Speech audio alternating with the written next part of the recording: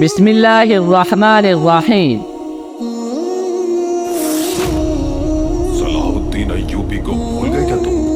وہ عراق کے ایک چھوٹے سے نواحی قصبے میں پیدا ہوا تھا۔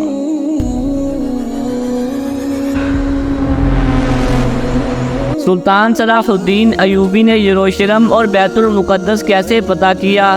583 ہجری میں سلطان صلاح الدین ایوبی نے ہر طرف جہاد میں بھرتی کا اعلان فرما دیا۔ پھر آپ لشکر کے تبریہ کی طرف بڑھے اور بزور جنگ اسے فتح کر لیا۔ یہ صورتحال دیکھ کر صلیبیوں نے بھی لڑائی کی تیاری کی اور ہر دور دراز اور قریب کے علاقوں کے صلیبی ان کے لشکر میں شامل ہونے لگے۔ سلطان صلاح الدین ایوبی کے لشکر میں 12,000 گھڑ سوار تھے اور پیادہ لشکر اس کے علاوہ تھا۔ صلیبیوں کی تعداد 80,000 کے لگ بھگ تھی۔ کئی دن دونوں لشکر آمنے سامنے رہے، بالآخر جبل حطین لڑائی کا مرکز بنا۔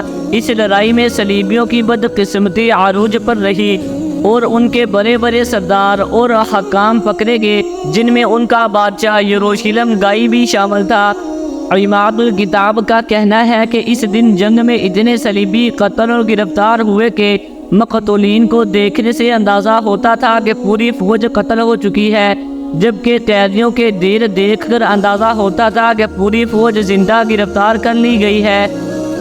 ایک مسلمان سپاہی 30 صلیبیوں کو خیمہ کی ایک رسی میں باندھ کر ہنکاتا پھر رہا تھا۔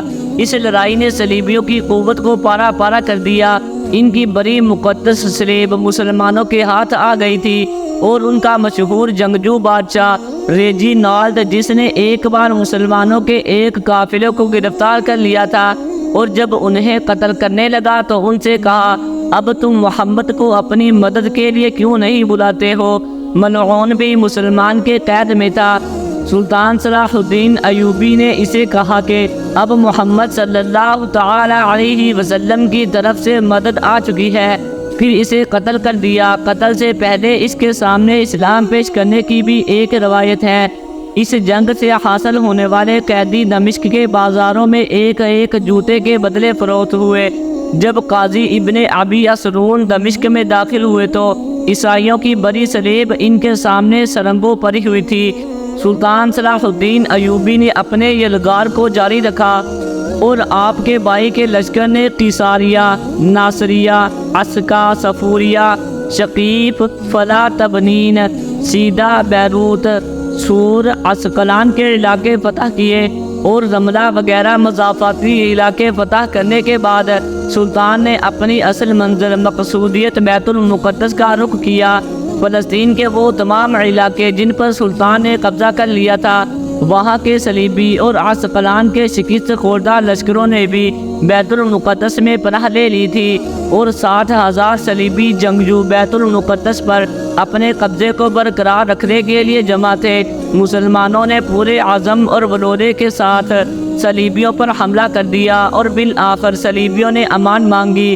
سلطان صلاح الدین ایوبی نے درخواست قبول کر لی اور یہ قرار پایا کہ بیت المقدس کے تمام مسیحی فی مردد 10 دینار، فی عورت 5 دینار اور فی بچہ 2 دینار فدیہ ادا کرے۔ 40 دن تک جو فدیہ نہیں دے گا وہ غلام شمار کیا جائے گا۔ اس قرارداد کے بعد جمعہ 27 رجب 583 ہجری بمطابق ستمبر 1187 عیسوی صلیبیوں نے بیت المقدس مسلمانوں کے حوالے کر دیا اور 91 سال سے جاری ظلم و بربریت کا وہ دور ختم ہو گیا جس نے پوری امت مسلمہ کے سر شرم سے جھکا رکھے تھے، اور اللہ کا یہ پاک گھر پھر اپنے حقیقی پاسبانوں کے ہاتھ میں آ گیا اور مسجد اقصیٰ نے سکون کا سانس لیا۔ جب سلطان ایوبی مسجد اقصیٰ میں داخل ہوئے تو اس کے ایک حصے میں خنزیر بندھے ہوئے تھے اور اس کے غربی حصے میں فوج کے لیے بیت الخلاء تھے اور محراب کو بند کر دیا گیا تھا۔ مسلمانوں نے فوراً اس کی پاکی و صفائی کا اہتمام کیا اور مسجد میں قیمتی قالین بچھا دیے گئے اور خوبصورت اور قیمتی قندیلوں سے اسے منور کیا گیا۔ شعبان کے پہلے جمعے میں 91 سال بعد مسجد اقصیٰ سے دوبارہ اذان گونجی اور اس کے منبر سے خطبہ دیا گیا اور سلطان نے اظہار تشکر کے لیے گنبد صخرہ میں نماز ادا فرمائی، کیونکہ حضرت عمر رضی اللہ تعالی عنہ کے بعد اللہ تعالیٰ نے انہیں بیت المقدس کی فتح کا اعزاز بخشا تھا۔ صلیبیوں نے گنبد صخرہ میں جو تبدیلیاں کر دی تھی وہ ختم کر دی گئی، اور سلطان تقی الدین نے خود مسجد اقصیٰ میں حاضری دی اور گلاب کے پانی سے اسے غسل دیا اور اپنے ہاتھوں سے جارو دینے کی سعادت حاصل کی اور ہر طرف خوشبوئیں بکھیر دی۔ آج جب کہ 50 سال ہونے کو ہے اور مسجد اقصیٰ یہودیوں کے ناجائز قبضے میں ہے، آج ہر مسلمان کو جہاد کے لیے تیار ہونا ہوگا۔ آج ہر مسلمان کو اپنی ذات کے خول سے نکلنا ہوگا۔